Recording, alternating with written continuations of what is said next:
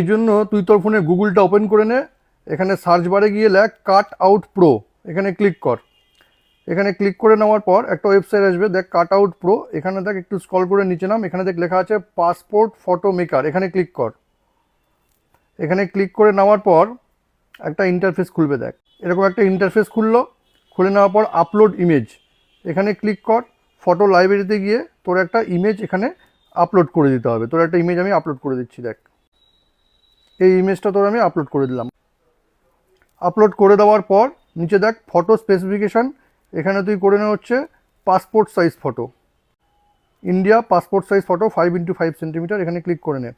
এখানে ক্লিক করে নেওয়ার পর দেখ এখানে যে ক্লিক করিস এখানে কিন্তু তুই ব্যাকগ্রাউন্ডটা চেঞ্জ করে নিতে পারবি। আমি এই ব্যাকগ্রাউন্ড করে দিলাম।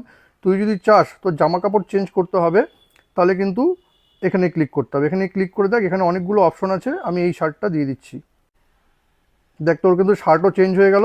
এইভাবে কিন্তু তুই যে কোনো শার্ট এখান থেকে নিতে পারবি। এবার ডান করে দে। ডান করে নেওয়ার পর ডাউনলোড এইচডি, এখানে ক্লিক করলে কিন্তু ডাউনলোড হয়ে যাবে।